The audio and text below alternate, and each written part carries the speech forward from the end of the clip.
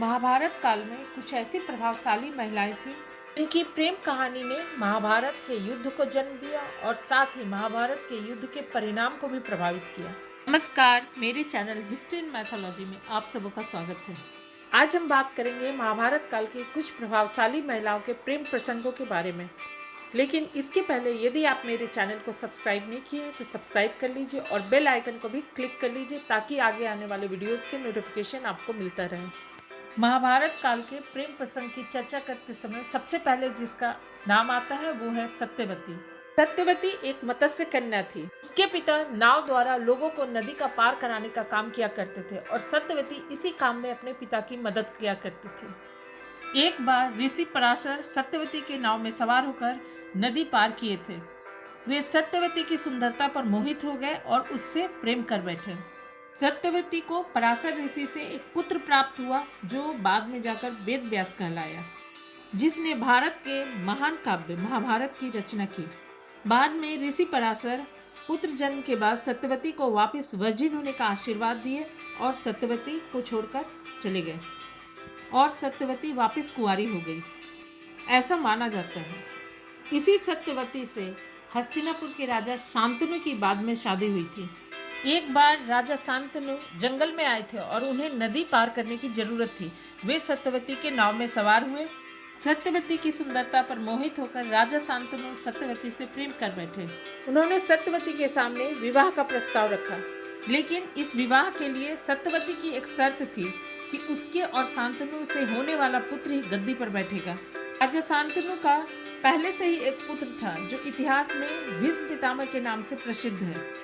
नियम के अनुसार बड़ा पुत्र होने के नाते भीष्म को ही गद्दी पर बैठना था, लेकिन शांतनु तो सत्यवती के प्रेम पाश में इस कदर बंध चुके थे कि उन्होंने सत्यवती की ये शर्त को भी मान ली। अपने पिता की खुशी के लिए भीष्म पितामह ने आजीवन शादी नहीं करने का प्रण लिया, लेकिन भीष्म पितामह के घोर प्रण के बावजूद भी हस्तिनापुर का राज्य रिश्तों के मकरजाल में ऐसा फंसा कि कौन सिंहासन का असली उत्तराधिकारी है, शायद समय और नियति भी निश्चित नहीं कर पाई।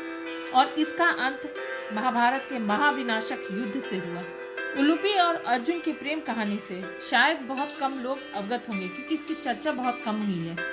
उलूपी पाताल लोक की नाग कन्या थी। जब अर्जुन को कृष्ण ने शिव की तपस्या कर उनका आशीर्वाद लेने की सलाह दी थी तो अर्जुन पाताल लोक जाकर शिव की तपस्या करने लगा। पाताल लोक की राजकुमारी उलूपी का दिल अर्जुन पर आ गया और उसने अर्जुन से शादी का आग्रह किया। अर्जुन ने उससे विवाह कर लिया। जब अर्जुन शिव जी को प्रसन्न कर उनसे अस्त्र प्राप्त कर लिया और वापस लौटना चाहा तो उलूपी अर्जुन के साथ नहीं लौटी, क्योंकि उसे बाद में पता चल चुका था कि द्रौपदी से अर्जुन की शादी पहले ही हो चुकी है और द्रौपदी के रहते हुए वह कभी प्रमुख रानी यानी पट रानी और भविष्य की राजमाता नहीं बन पाएगी। तो वह अर्जुन के साथ हस्तिनापुर आने से इनकार कर दी, लेकिन उसने अपने पति अर्जुन को बहुत सारे पावर दिए जो पाताल लोक में युद्ध के समय में सहायक हो सकते थे। इसी सिलसिले को आगे बढ़ाते हुए चौथी प्रेम कहानी थी भीम और वन की राजकुमारी हिडिंबा का प्रेम विवाह। पांडव जब अपनी मां कुंती के साथ वनवास काट रहे थे तो वन के राजा की पुत्री हिडिंबा को भीम से प्रेम हो गया था। वन में ही दोनों की शादी भी हुई और उनका एक पुत्र भी हुआ जिसका नाम था घटोत्कच।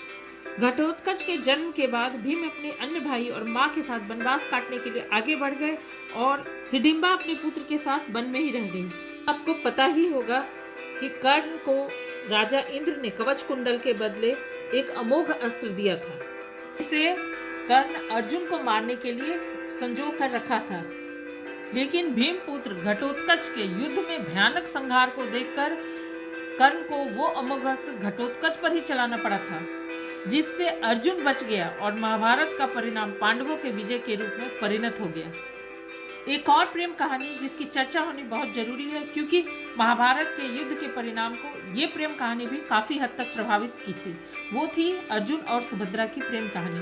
सुभद्रा श्री कृष्ण और बलराम की बहन थी और श्री कृष्ण द्वारिका के राजा थे और उस समय भारत की राजनीति पर उनकी पकड़ बहुत मजबूत थी। एक तरफ श्री कृष्ण अर्जुन के मित्र भी थे और अर्जुन के सारथी भी थे, लेकिन सुभद्रा के बड़े भाई बलराम दुर्योधन के गुरु थे और बलराम दुर्योधन को बहुत ज्यादा चाहते भी थे। इसके बावजूद भी वो युद्ध में दुर्योधन के साथ नहीं खड़े हुए। इसका बहुत सारा कारण दिया जाता है और कारण को बताने के लिए बहुत सारी कहानियां हैं कि बलराम क्यों तटस्थ रहे इस युद्ध में। बलराम का युद्ध में भाग नहीं लेने का ये रीजन ज्यादा सटीक लगता है कि सुभद्रा बलराम की बहन थी और पांडुपुत्र अर्जुन की पत्नी थी, इसलिए अपने बहन के प्रति अर्जुन के विरुद्ध दुर्योधन का साथ बलराम नहीं देना चाह रहे थे। साथ ही कृष्ण भी अर्जुन के साथ थे। ऐसी स्थिति में बलराम युद्ध में तटस्थ रहना ही बेहतर समझे। उम्मीद है महाभारत के युद्ध के दिशा और दशा को प्रभावित करने वाला ये सारा प्रेम प्रसंग की कहानियाँ आपको जरूर पसंद आएगी। अगर पसंद आए तो इसे लाइक कीजिए और मेरे चैनल को जरूर सब्सक्राइब कीजिए। Thank you.